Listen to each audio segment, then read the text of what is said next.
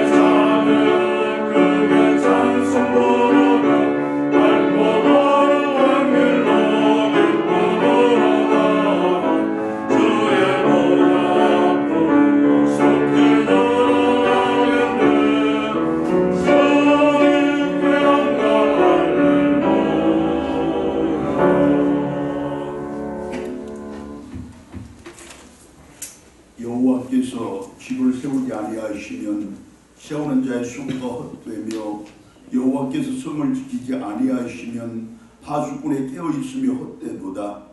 너희가 일찍이 일어나고 늦게 누우며 수고의 떡을 먹으며 헛되도다. 그러므로 여호와께서 그의 사랑하시는 자에게는 잠을 주시는도다. 보라, 자식들은 여호와의 기업이요 태의 열매는 그의 상급이로다.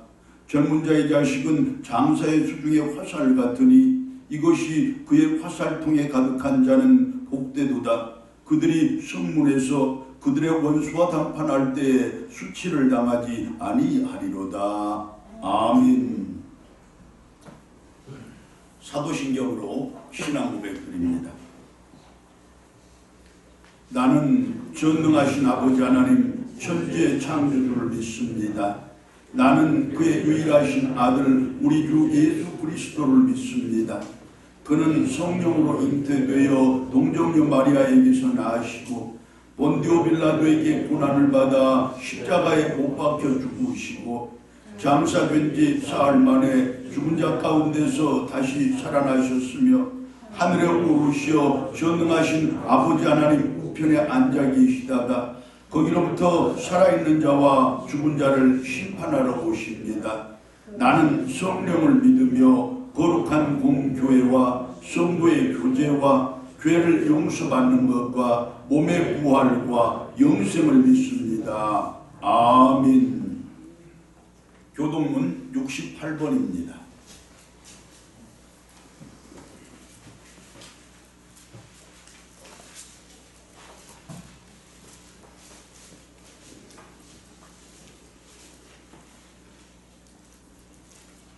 외치는 자의 소리여 이르되 너희는 광야에서 여호와의 길을 예비하라.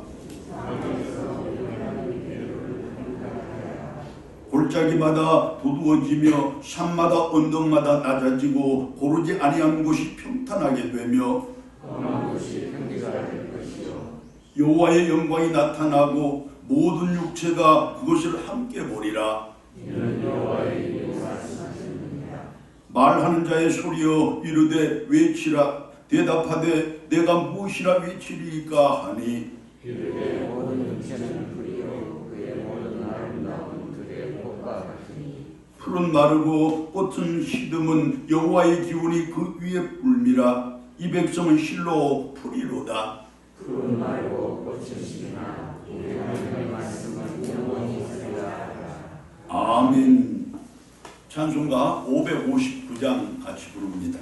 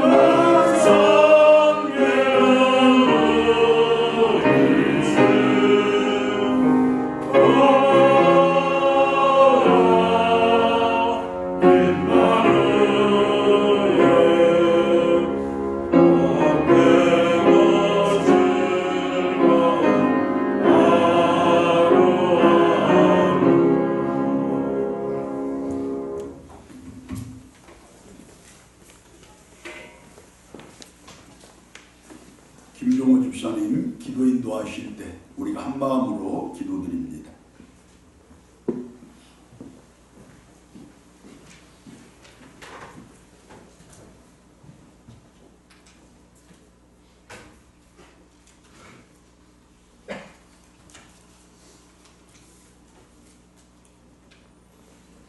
존귀와 영광과 찬양을 세세토록 받으시기에 합당하신 하나님 아버지, 거룩하고 복된 주님의 나를 허락하시고 예배 듣게 하시니 감사합니다. 이 시간 세상에서 지치고 힘든 일들은 다 내려놓고 힘을 얻는 시간이 되게 하여 주시옵소서.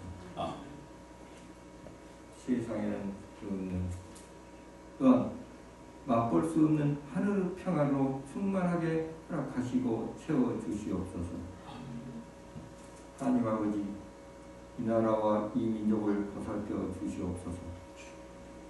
코로나19로 사회적 거리두기와 비대면해하며 살아갈 수밖에 없는 현실의 삶 속에 주님의 길과 주님의 구원하심을 깨달아 알게 하옵소서. 주님 안에서 항상 기뻐하며 기도하며 범사에 감사하는 복된 삶으로 살아가게 하옵소서. 들꽃교회와 성도들을 사랑하는 하나님 아버지, 하나님께서 기뻐하시는 믿음의 공동체 영화를 잘 감당하게 하옵소서. 각자 맡은 자리에서 최선을 다하게 하시고 맡은 자들을 구할 것은 충성이라 말씀하셨사오니 잘 감당하여 하나님의 사랑받는 들꽃의 모든 성도들이 다 되게 하옵소서. 들꽃 가정 가운데 육신이 연약하여 병 중에 있는 성도들이 있습니다. 위로하여 주시고 하나님의 능하신 손으로 만져주시고 치료의 강선으로 발하여 주셔서 깨끗하게 나음을 얻게 하여 주시옵소서. 시험 가운데 있는 자들에게는 믿음을 다해 주셔서 은혜에 충만한 감사의 삶이 되게 하옵소서. 성령 하나님, 이 시간 말씀을 선포하시는 목사님을 성령의 권능으로 불러주시고 붙들어 주시고 말씀을 통하여 우리 영혼이 새롭게 변화되는 놀라운 은혜 베풀어 주시옵소서. 우리를 구원하시고 사랑하시는 우리 주님 예수 그리스도 이름으로 기도드립니다. 아멘.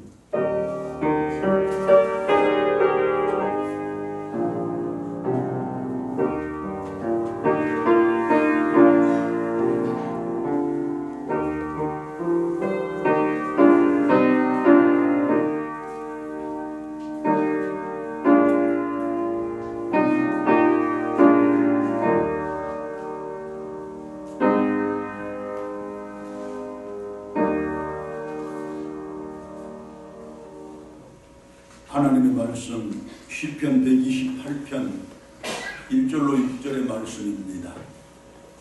시편 128편 1절로 6절의 말씀을 제가 받들어 봉독합니다.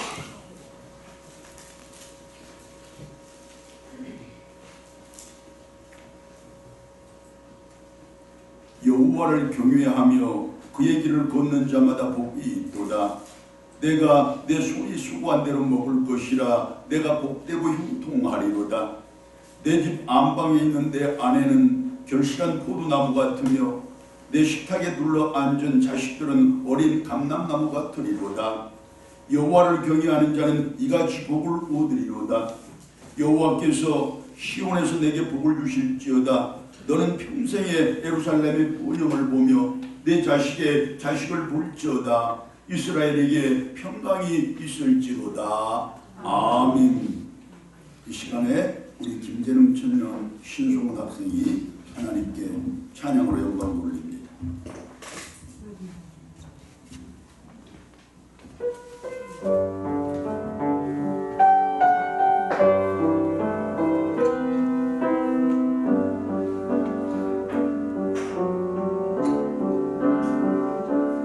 내가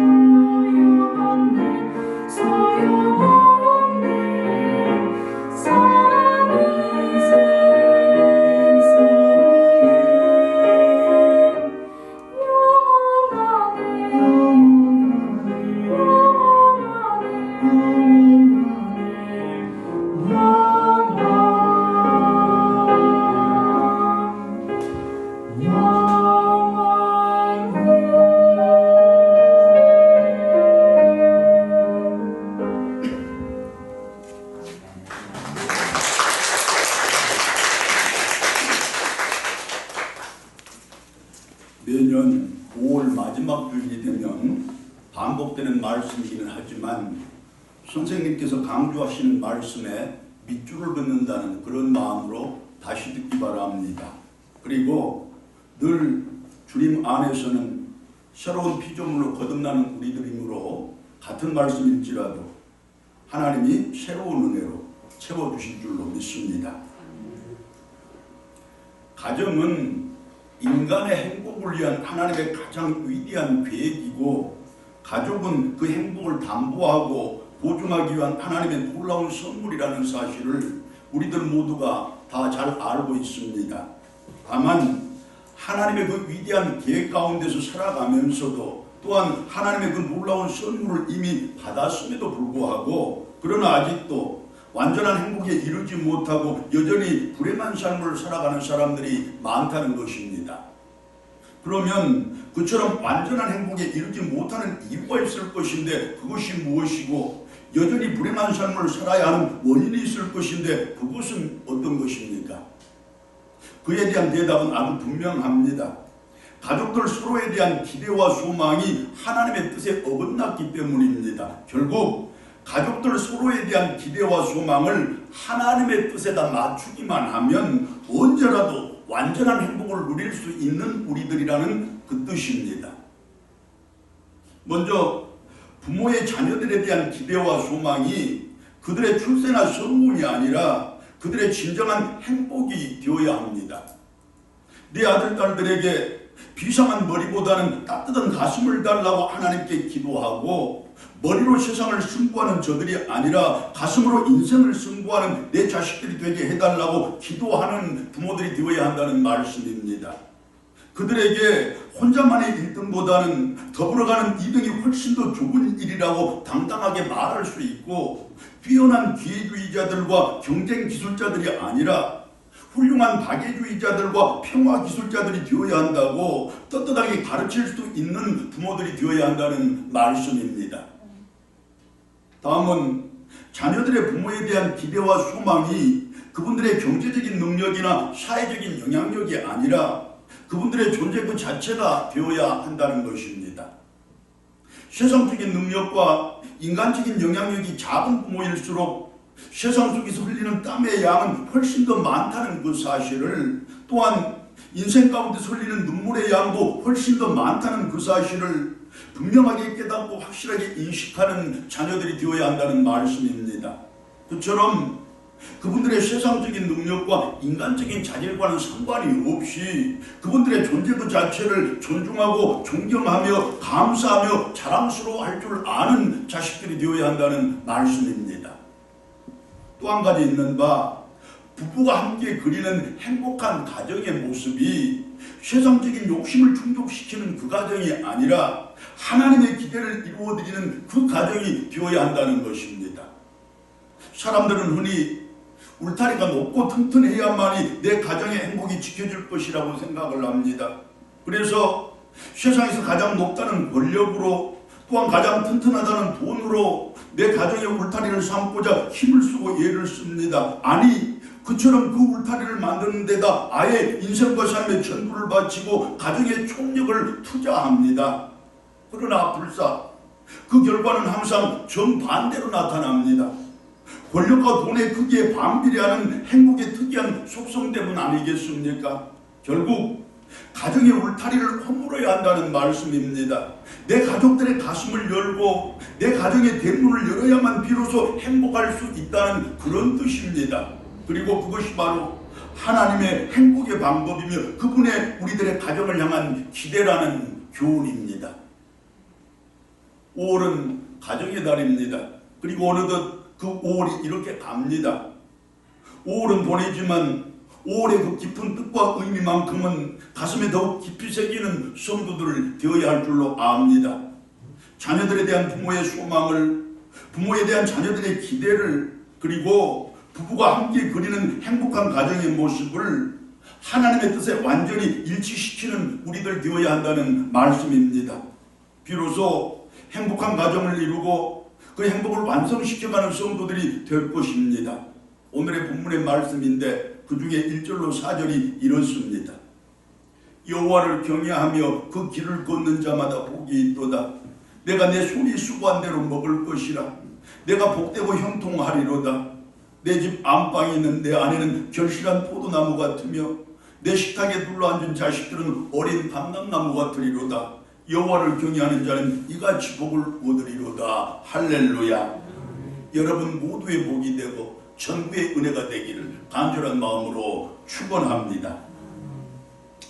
그렇습니다. 여러분, 말씀이 가르치는 바 그대로 여호와를 경외하면, 다른 말로 하나님을 잘 믿으면 나와 내 가정이 구원을 받고 영생과 천국을 선물로 받게 되어 있습니다. 믿으면 살 길이 열리고 그것이 바로 인생의 승리와 삶의 성공을 보증하는 능력이요 방법이 된다는 말씀입니다. 믿으면 육신의 병이 낫고 가정의 불화가 사라지고 사업이 번창을 한다는 교훈이고, 믿으면 자녀들의 닫혔던 인생의 문이 열리고 막혔던 삶의 벽이 허물어진다는 말씀입니다. 그렇게 세상은 절대로 주지 못할 오직 우리 주님께서만 주실 수 있는 참된 평안과 진정한 행복을 믿음 하나 가지고 우리가 받고 누릴 수 있다는 말씀입니다. 그리고 믿는 사람들에게는 하지 못할 일이 없고 합력하여 선을 이루시는 하나님의 은혜 가운데서 모든 일이 복되고 선하게 이루어짐을 성경은 우리들에게 분명하게 약속을 했습니다. 더하여 하나님의 자녀가 되는 특권이 주어질 뿐만 아니라 그분의 기적이 일상이 되는 그야말로 기적 같은 날들이 매일 반복된다는 사실도 성경은 우리들에게 분명히 약속을 했습니다. 뿐만 아니라 날마다 새로운 존재로 거듭나며, 따라서 날마다 새로운 세상, 새로운 인생을 살게 될 우리들이 될 것이고, 그렇게 이 세상을 살아가지만 이 세상 속에서 천국을 살아가는 우리들 될 것이라는 약속입니다. 맞습니다, 여러분. 믿음에는 이처럼 놀라운 축복이 약속되어 있습니다. 이처럼 오직 하나님께서만 주실 수 있는 참된 평안과 그분의 나라의 천국이 약속되어 있습니다. 그리고 우리는 믿음의 사람들 아닙니까? 그럼 그 믿음이 무엇이고 참된 믿음이 어떤 것인지 우리가 다시 한번 확인을 해봅시다. 오늘의 본문 말씀이 분명하게 대답을 합니다. 믿음은 여호와를 경외하며 그 길을 걷는 것이라고. 다른 말로 하나님의 말씀에 대한 순종이야말로 참된 믿음이라는 말씀입니다. 오늘의 우리들처럼 이렇게 하나님의 말씀을 따라서 주의를 거룩하게 지키고 정성을 다해 예배드리는 이 모습, 이것이 바로 참된 믿음이라는 그 말씀 아니겠습니까? 더하여 믿음은 결코 불의와 타협을 하지 않고 절대로 진실을 외면하지 않는 참된 용기라고 말씀이 가르쳤고, 불의와 거짓으로 이익을 취하느니 차라리 정의와 진실로서 손해를 보는 것이 믿음이라는 말씀입니다. 우리가 그렇게 배우지 않았습니까? 믿음은 하나님께로 집중되고 그분께로 고정되어 있는 흔들리지 않는 시선이라고 가르쳐주는 바, 힘없고 가난한 사람들을 향한 긍휼의 마음과 어둡고 그늘진 곳에서 살아가는 사람들에 대한 관심이 변치 않을 때 그것을 믿음이라고 한다는 말씀입니다. 믿음은 세상의 모든 유혹과 인간의 모든 욕망을 초월하는 진정한 자유이고, 이웃과 형제들을 내 몸처럼 아끼고 이해하는 진정한 사랑, 바로 그것이라고 우리들에게 분명하게 우리 주님께서 말씀으로 들려주셨습니다. 더 많은 물질과 더 큰 권력을 탐하지 않고, 또한 나만의 이익과 육체적인 쾌락을 추구하는 대신에 내 이웃들의 형편을 살피고 내 형제들의 처지를 돌보는 그것이 바로 진정한 믿음이라는 가르침입니다. 결국은 구체적인 내 삶으로서 표현되고 실제적인 내 생활로서 실천되는 하나님의 말씀에 대한 순종, 그것이 참된 믿음이라는 말씀입니다. 자, 이렇게 열심히 설명을 하고 구체적으로 해답을 드렸는데, 그럼 이것만이 우리 믿음의 전부입니까? 이것으로서 우리 믿음이 완성되었느냐는 것입니다. 그것이 아닙니다. 가장 중요한 요소가 한 가지 더 있는데 다름 아닌 거룩한 부담감입니다. 제가 지금껏 열심히 설명드렸던 거기에다 이제 우리가 마음속에서 삶 가운데서 거룩한 부담감을 더하면 우리들은 참된 믿음의 성도들이 된다는 뜻입니다. 먼저 늘 살펴보았던 구약성경 에레미야 20장 8절과 9절의 말씀이 이렇습니다. 내가 말할 때마다 외치며 파멸과 멸망을 선포함으로 여호와의 말씀으로 말미암아 내가 종일토록 치욕과 모욕거리가 됨이니이다. 내가 다시는 여호와를 선포하지 아니하며 그의 이름으로 말하지 아니하리라 하면 나의 마음이 불붙는 것 같아서 골수에 사무치니 답답하여 견딜 수가 없나이다. 이 말씀은 눈물의 선지자로 유명한 저 에레미야 선지자의 신앙 간증이고 신앙의 고백인데, 자기가 하나님께로부터 받은 사명에 따라서 이스라엘 백성들에게 선포했던 하나님의 말씀은 그렇게 살아야 복을 받습니다 라는 축복의 말씀이 아니라, 여러분 그렇게 살아가다가는 필히 망하고 죽을 수밖에 없습니다 라는 경고의 말씀이자 심판의 말씀이었다는 것입니다. 이왕이면 축복의 말씀을 전했으면 좋겠는데 하나님은 그에게 사명을 주시기를 이처럼 경고의 말씀을 하고 심판의 말씀을 전하라고 했다는 것입니다. 까닭에 이스라엘 백성들 중에 그 어느 누구도 그 에레미야 선지자의 말씀을 들으려고 하지 않았을 뿐만 아니라 오히려 그 선지자에게 심한 비난을 퍼붓고 핍박을 가해왔다는 것입니다. 완악한 이스라엘 백성들에게 하나님의 말씀을 선포하는 그 일은 그처럼 매우 힘들고 괴로운 일이었다는 뜻입니다. 이에 자기의 안위를 위해서, 자기의 안전을 위해서 그 일, 하나님의 말씀을 선포하는 그 일을 그만두고자 했는데, 그런데 참 이상한 것은 하나님의 말씀을 선포하는 그 일을 그만두는 것이 그 일을 하면서 비난을 듣고 핍박을 받는 것보다 몇 배나 더 힘들고 어렵더라는 것입니다. 여러분, 전도하기가 힘들고 교회 섬기기가 힘들고 신앙생활하기가 많이 어렵겠지만 그 신앙생활을 그만두는 일이 많은 어려움 가운데서 신앙생활을 열심히 하는 일보다 훨씬 더 괴롭고 훨씬 더 힘든 일이더라, 그런 말씀입니다. 할렐루야.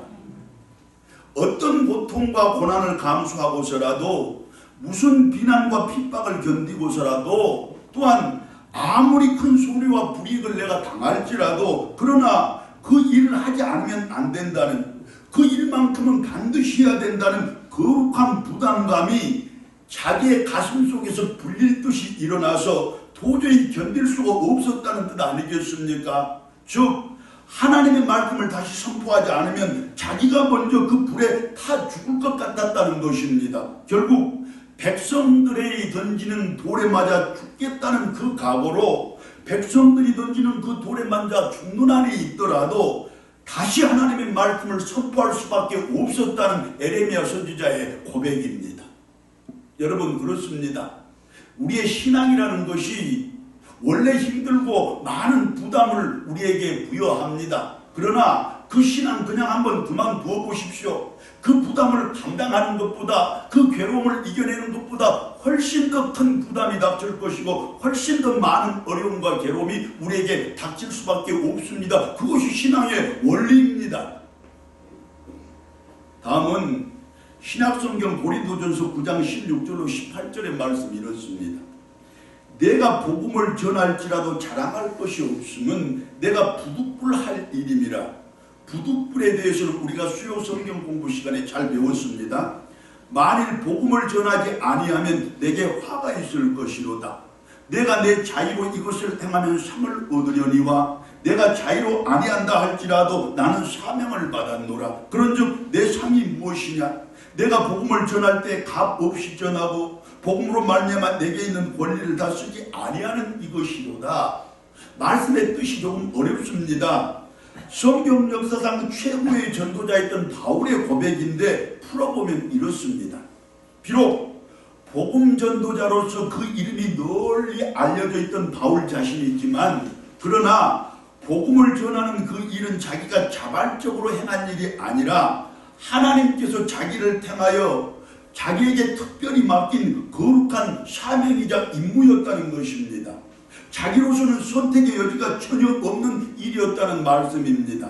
따라서 바울 자신이 아무리 복음을 열심히 전한다고 해도 자기에게는 무슨 명예가 주어지는 것도 아니고 특별한 보상이 주어지는 것도 아니었다는 것입니다. 그러나 그처럼 명예도 주어지지 않고 보상도 주어지지 않았음에도 불구하고 자기가 그 복음 전하는 일을 열심히 할 수밖에 없었던 것은, 그야말로 목숨을 걸고 그 일을 할 수밖에 없었던 것은, 그 일을 아무리 그만두려고 해도 결코 그만둘 수가 없었기 때문이었다는 것입니다. 다른 말로 하면 그 일을 그만두면, 다시 말해서 복음을 전파하지 않으면 자기에게 무슨 큰 화가 닥칠 것 같은 그런 마음이 항상 자기를 사로잡았다는 뜻입니다. 결국 복음 전파에 대한 거룩한 부담감 때문에, 또한 자기를 택하여 충성되어 여겨 그 일을 맡기신 하나님에 대한 거룩한 부담감 때문에 부득불 그 일을 자기는 계속해 나갈 수밖에 없었다는 말씀입니다. 자, 어떻습니까 여러분? 우리가 그토록 흠모하고 존경했던 믿음의 선진들이며 신앙의 모범이었던 그분들도 하나님 말씀 증거하고 복음 전파하는 그 일은, 즉 전도를 포함하는 신앙생활의 전부는 그처럼 항상 부담감 있는 일이었다는 것입니다. 우리가 바울이라 그러니까, 에레미야 선지자라 그러니까 저들은 기뻐서 신앙생활하고 저들은 즐겁게 복음을 전파한 줄 알았는데, 그것이 아니라 저들도 우리와 똑같이 마음속에 부담감을 가지고, 삶의 부담감을 가지고 그 일을 행했었더라, 그런 말씀입니다. 언제나 버거운 인생의 짐이었고 항상 무거운 삶의 무게였다는 말씀입니다. 우리하고 똑같이. 자, 하지만 중요한 사실은 그들은 우리와 무엇이 달랐는데 무엇이냐? 결코 그 부담을 회피하거나 거부하지 않았다는 것입니다. 모든 정성 다하고 최선의 노력 경주에서 그것이 그 비방을 감당했다는 것입니다. 그렇게 그분들은 자기 믿음을 지켰고 자신의 사명을 완수했던 것이고, 그렇게 그분들은 무너진 자기 나라의 역사를 다시 세우고 쓰러진 민족의 신앙을 다시 일으켰다는 말씀이고, 그렇게 그분들은 자기의 가정과 자기의 가문을 일으켰을 뿐만 아니라 자기의 가족들과 자식들을 지켜냈다는 말씀입니다. 믿음으로 부담감을 가진 신앙생활을 통하여 결국 그분들은 그 거룩한 부담을 온몸으로 껴안고 살았으며 끝까지 잘 감당해내었던 것입니다. 마침내 믿음의 선진과 신앙의 모범으로 오늘 우리들 앞에 이처럼 우뚝 서지 않습니까? 여러분, 우리들의 인생과 삶도 그렇고 우리들의 신앙생활도 마찬가지로 부담이 되기는 그때 그분들과 하나도 다를 바가 없을 것입니다. 어느 한 구석도 어떤 한 가지도 부담이 아닌 것이 없을 것이라는 말씀입니다. 맞잖아요. 자, 여러분, 거칠고 험한 이 세상 속에서 내 한 몸도 제대로 건사하기가 힘들고 어려운 것이 우리들의 현실이고 또 우리들의 실존인데, 사랑이라는 그 이름으로 내가 보듬어서 그렇지 내 자식, 내 가족들이라고 어찌 부담이 되지 않겠습니까? 인간의 도리 다하고 자식의 도리를 하고자 해서 그렇지 내 부모, 내 형제들도 부담이 되기는 마찬가지일 것입니다. 또한 최소한 내 가정은 지켜야 하고 어쩔 수 없이 내 가족들은 먹이고 입혀야 하니까, 조금 더 직설적으로 말을 하자면 내 가족들과 함께 내가 먹고 살아야 하니까 할 수 없이 하는 것이지, 사업이라는 것도 그렇고 직장생활, 사회생활 역시 부담되기는 마찬가지 아니겠습니까? 아니, 날마다 가장 큰 부담이 되는 것이 바로 그 사업이고 직장생활이고 사회생활이 맞을 것입니다. 그처럼 모든 것이 부담이고 전부가 부담인 것이 우리들의 삶의 현실인데, 하물며 내 눈물을 바쳐서 복음을 전파해야 하고 내 땀을 들여서 교회를 섬겨야 하고 더하여 내 물질과 내 시간, 내 정성과 내 재능과 노력까지도 다 바치고 전부 드려야 하는 그 신앙생활이야 더 말을 해서 못하겠습니까? 그야말로 부담 그 자체 아니겠습니까? 자, 그렇다면 이제 우리들이 그처럼 부담되는 것이 신앙생활인데, 그처럼 부담일 수밖에 없는 것이 믿음인데 도대체 무엇을 어찌해야 하는 것입니까? 자기가 부담된다고 자기를 팽개칠 수야 없는 노릇 아니겠습니까? 자식이 부담된다고 자식을 버리고, 부모가 부담스럽다고 부모 버리고, 그렇게 형제 버리고 이웃을 버리고 내 친구들 버리고 나면, 그러면 내 인생에 무엇이 남고 내 곁에 누가 남겠습니까? 신앙생활도 그렇고 사회생활도 그렇고 나머지 우리들의 인생살이 전부 다 마찬가지일 것입니다. 부담이 싫어서 그 부담되는 것들을 다 버리고 나면 그것은 믿어도 결코 믿음이 아니고 살아도 진정 살아있는 것이 아닐 것이라는 말씀입니다. 그렇게 부담이 싫어서 누군가를 버린다면 결국은 내 자신을 버리는 그 일이 되고 말 것이라는 뜻입니다. 결국 모든 부담을 거룩한 부담으로 승화시키는 그 방법밖에 없습니다. 다른 말로 나에게 주어진 그 부담들을 하나님께서 내가 지고 가라고 나에게 맡기신 내 십자가라고 여겨서 달리 지고 감당하는 그 방법밖에 없다는 말씀입니다. 여러분, 부담된다고 내 자식들 버리고, 부담된다고 내 부모들 버리고, 부담된다고 내 형제와 이웃들 다 버리고 그렇게 살아가시겠습니까? 그것은 내 자신을 버리는 것이고, 그것은 아무리 열심히 한다고 해도 결코 신앙이 아니고, 아무리 열심히 산다고 해도 사는 것이 아니라 죽는 일이라는 말씀입니다. 그러니 어쩌겠습니까? 하나님이 주시는 십자가로 알아 내가 달게 감당하는 그 수밖에 없지 않겠습니까? 이제 인생살이의 모든 부담들도 그렇고 또한 신앙생활의 부담들도 전부 마찬가지로 결코 거부하거나 회피하지 않는 성도들 되어야 할 것입니다. 오히려 하나님께서 나에게 맡긴 영광의 십자가로 알아서 적극적으로 감당을 하고 능동적으로 책임을 지는 그런 우리들이 되어야 맞습니다.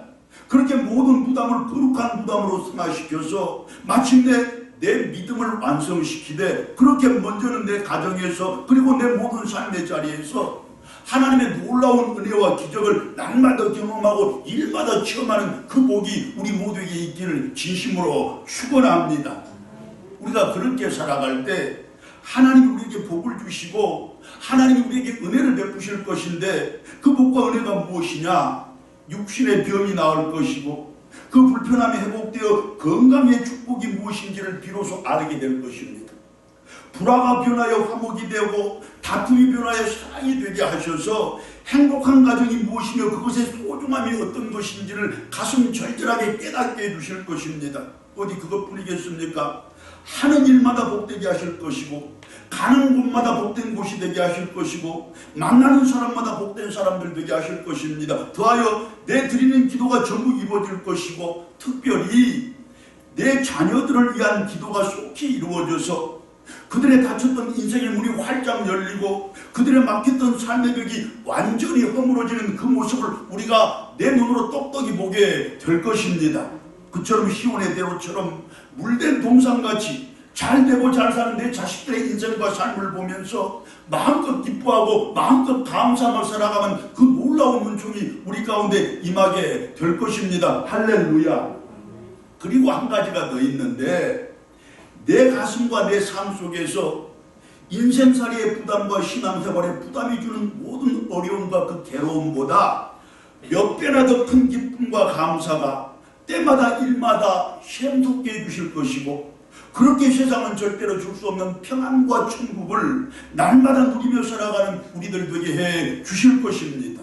그야말로 기적 일상이 되는 놀라운 복을 날마다 삶의 자리마다 특별히 내 가정 안에서 누리는 그 복이 우리 가운데 평생토록 함께 할 것입니다. 여러분, 그 복 내 것을 삼고자 원하시면, 그렇게 날마다 그 복을 누리며 살고자 바라시면 이제 부담으로 여기지 마시고 하나님께서 나에게 맡기신 십자가로 여겨 달게 감당하고 기쁘고 감사한 마음으로 지고 우리 주님 뒤따라가는 진정한 성도들 되시기를 간절한 마음으로 소망합니다. 자, 이처럼 인생살이와 신앙생활에 따른 모든 부담을 잘 이겨내고 잘 감당하는 그것이야말로 참된 믿음이고 믿음의 완성이라고 역설한 말씀이, 또한 그것이야말로 내 가정은 물론 모든 삶의 자리를 행복의 동산으로 만드는 방법이라고 교훈을 한 이 성경이 이제 누가복음 14장 25절로 35절의 말씀을 통해서 그 사실을 우리들에게 다시 한번 강조해 주시며 우리 주님께서 직접 확인을 시켜 주십니다. 먼저 그 28절과 30절 말씀인데, 그 중에 28절의 말씀이 이렇습니다. 너희 중에 누가 망대를 세우고자 할진대 자기의 가진 것이 중궁하기까지 족하는지 먼저 앉아 그 비용을 계산하지 않겠느냐. 자, 여기서 망대라는 것은 오늘날의 원두막 같은 것으로서 내 생활의 필요나 사업상의 필요 때문에 짓는 작은 건축물을 의미합니다. 그러니까 내가 필요해서 짓는 작은 집을 뜻합니다. 자, 결국은 그처럼 생활에 필요한 작은 집을 하나 짓는데도 거기에 소용될 비용부터 먼저 계산을 하는 우리들인데, 그렇다면 내 일생을 걸고 해나가야 할 신앙생활을 위해서는 더욱 철저하게 그 비용을 계산해야 하지 않겠느냐는 것입니다. 즉 신앙생활은 반드시 재물의 부담을 동반하게 되어 있다는 것입니다. 여러분, 내 생활에 필요한 작은 집을 짓는데도 돈이 들어가지 않습니까? 그런데 내 일생을 걸고 내 가족들의 행복을 걸고 내 가족들과 내 사랑하는 모든 이들의 천국과 영생을 걸고 하는 그 신앙생활에 어찌 물질적인 부담이 들어가지 않겠느냐는 것입니다. 신앙생활에는 이처럼 반드시 재물의 부담이 동반된다는 사실을 꼭 기억하시기를 바랍니다.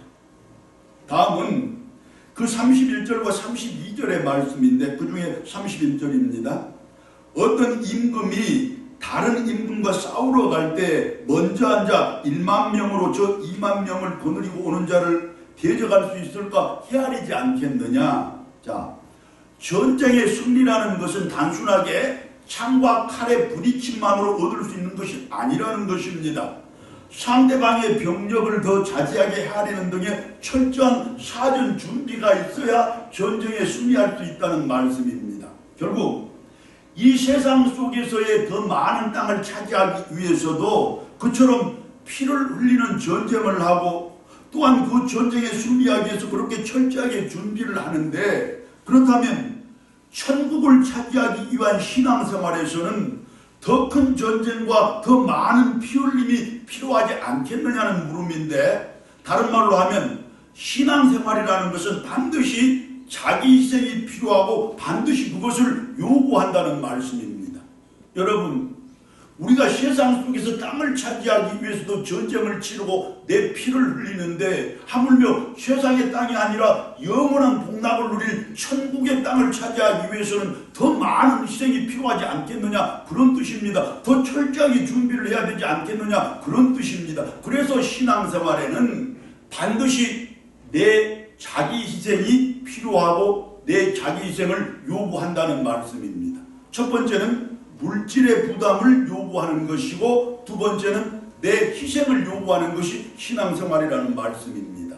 이어서 그 34절과 35절의 말씀인데 34절이 이렇습니다. 소금이 좋은 것이나 소금도 만일 그 맛을 잃으면 무엇으로 짜게 하리요?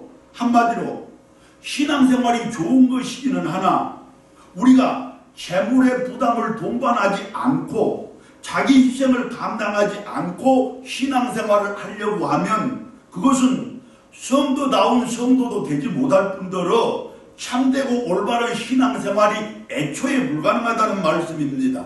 부담 없는 신앙생활은 애초에 없다는 말씀 아니겠습니까? 곧 신앙생활을 위한 삶과 생활의 부담을 잘 감당하는 그것이 바로 참된 믿음이라는 말씀이고, 그리고 그 참된 믿음의 바탕 위에서만 모든 좋은 것과 아름다운 것들이 가능하다는 말씀입니다. 다시 말하면 내가 물질의 부담도 잘 감당하는 신앙생활을 해낼 때, 내가 자기 희생의 부담도 잘 감당하는 신앙생활을 해낼 때 내가 참된 성도가 되는 것이고, 그 성도가 될 때에 비로소 나에게 좋은 일과 아름다운 일들이 많이 일어날 것이라는 뜻인데, 그 좋은 일과 아름다운 일이 무엇이겠습니까? 건강한 인생, 행복한 가정, 부흥하는 교회, 더 나아가자면 내가 살아가는 이 민족의 번영, 역사의 발전까지도 전부 그 참된 믿음이 선행되고 우선될 때 비로소 이루어진다는 말씀입니다.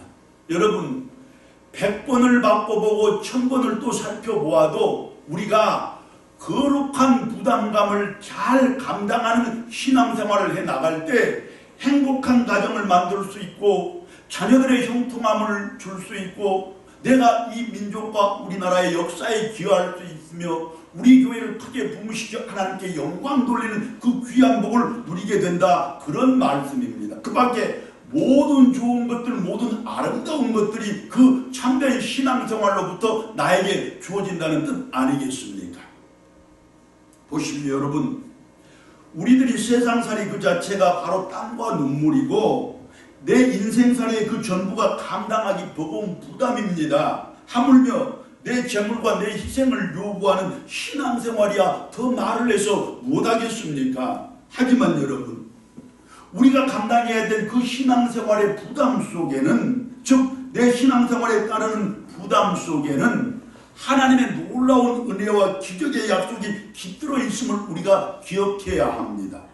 하나님의 은혜와 기적을 믿는 그 믿음으로 그 부담들을 감당하라는 것입니다. 그리고 여러분들이 그 부담들을 감당하려고 발버둥치고 몸부림치는 그 모습을 하나님께서는 다 보고 계시고 전부 알고 계신다는 그 사실도 이 시간에 분명히 마음의 비석에다 새기시기를 바랍니다.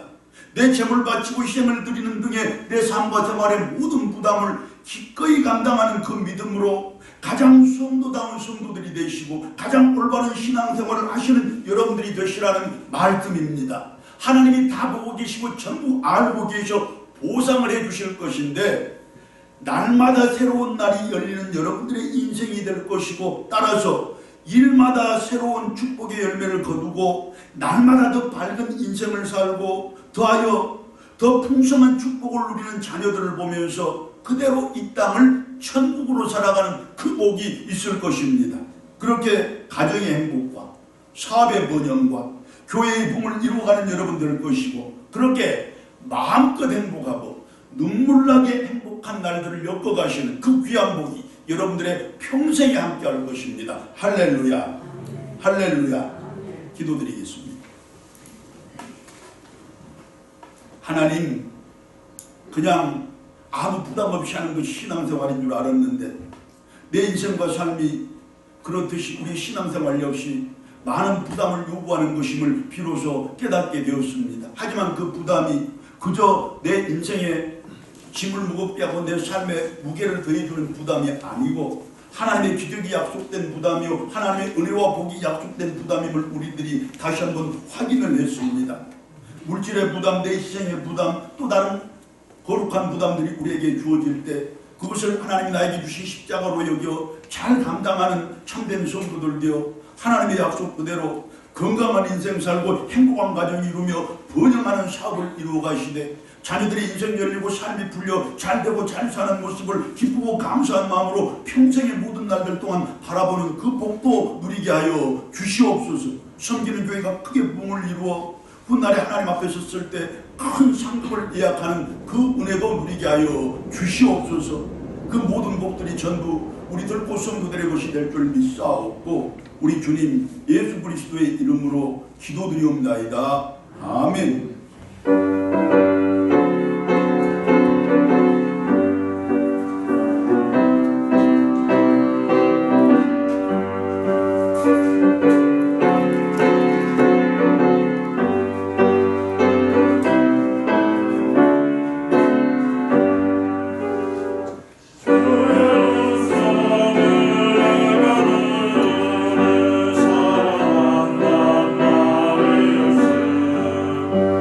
in the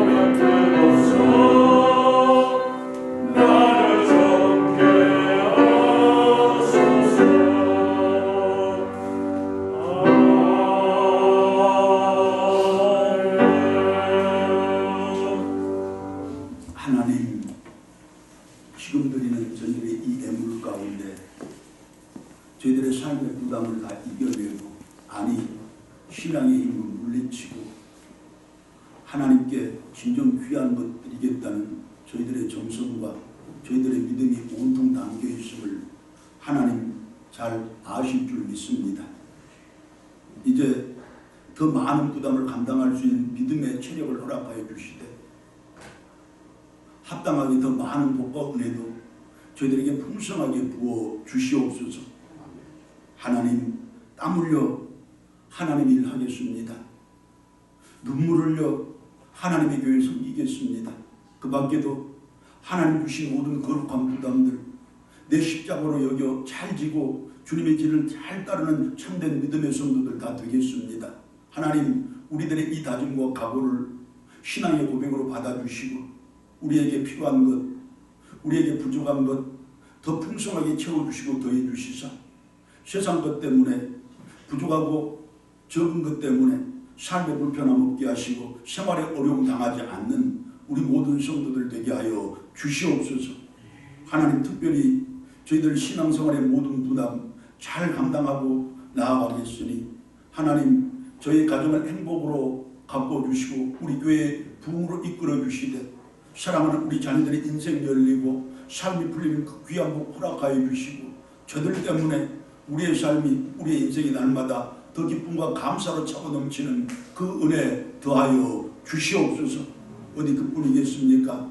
이제 우리 교회가 우리 성도들이 있어 이 시대와 사회가 더 밝아지고 그렇게 민족의 역사 위에 크게 이바지하는 우리 교회의 온 성도들이 특별히 우리 자녀들 되게 해 주시옵소서.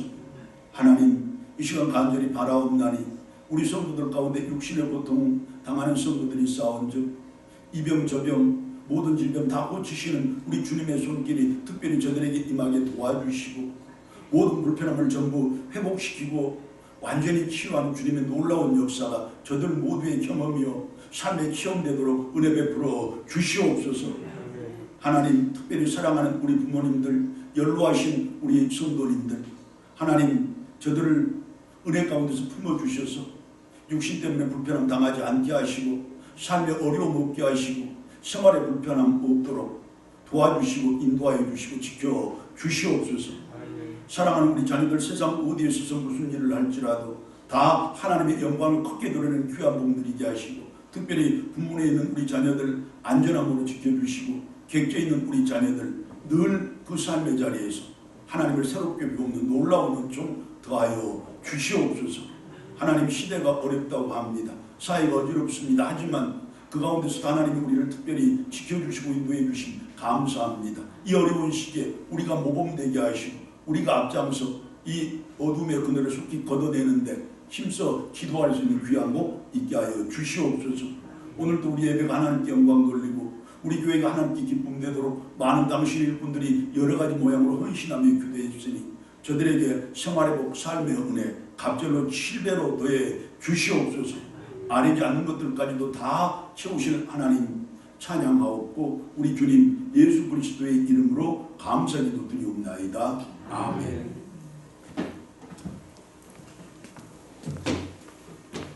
사랑합니다. 감사합니다. 자, 이렇게 5월이 또 가버립니다. 하지만 내년 5월 또 있습니다. 그리고 어디 5월 뿐입니까? 1년 12달 365일 가정의 달이고 가정의 날이지. 여러분, 내 가정 잘 지키는 방법, 행복의 동산으로 만드는 방법, 참된 믿음, 거룩한 부담 잘 감당하는 그 믿음이라는 사실 우리가 배웠으니 믿음으로 내 가정 잘 지키고 믿음으로 내 자녀들 잘 키우고 믿음으로 우리 교회 부흥시키고 믿음으로 이 나라와 민족의 역사에 크게 기여하고 이바지하는 우리 모두이기를 진심으로 소망합니다. 자, 특별히 이제 이 5월이 가기 전에 우리가 다시 한번 강조해야 될 것, 부모님에 대한 효도, 스승님들에 대한 은혜, 또 다른 내 형제와 형들에 대한 사랑 다시 한번 마음속에 새깁시다. 자, 게시판에 남선교회 광고를 잘 모아주시고 적극적으로 참여해 주시라고 제가 여러분들에게 말씀드리기 여러분 아멘으로 화답을 했는데 참여하지 않는 분들이 아직 많습니다. 이제 오늘까지예요. 오늘 저녁까지 잘 해서 참여해 주시면 다음 주에 시상하도록 하겠습니다. 그 시상이 단지 작은 상품이 여러분들에게 주어지는 것이 아니고 하나님의 큰 복이 함께 주어질 줄로 믿고 참여하시기를 바랍니다. 그럽시다. 아멘. 자, 이 정도로 하겠습니다. 자, 여러분들이 궁금해하실 것 같아서 제가 말씀드립니다. 우리 사모가 지금 예배를 이렇게 빠졌는데 몸이 좀 아파서 수술을 했습니다. 잘 됐답니다. 그리고 이제 한 주간 내지 2주간 이렇게 요양치료를 더 하면 건강 회복해서 우리가 다시 열심히 예배드릴 수 있게 된답니다. 여러분 기도해 주셔서 감사하고 또 걱정 끼쳐드려서 죄송합니다. 우리 모두 건강해서 건강한 몸으로 하나님께 더 영광 돌리고 더 큰일 할 수 있기를 진심으로 소망합니다. 자, 이 밖에 이 소식 저 소식 우리가 함께 나누기를 원하고 또 문제가 있으면 함께 기도해서 같이 풀어가는 우리 가족되는 우리 교회 되기를 간절한 마음으로 소망합니다. 이제 620장 찬송 같이 부르겠습니다.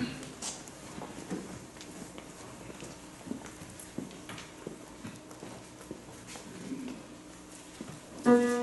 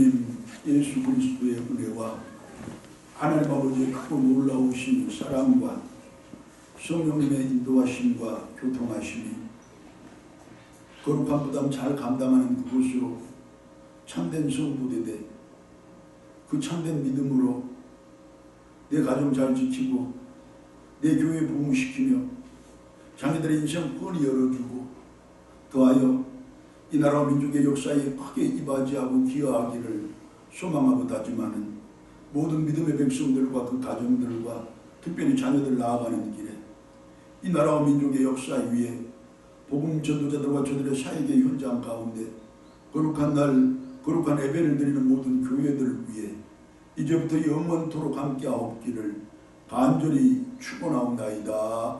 아멘.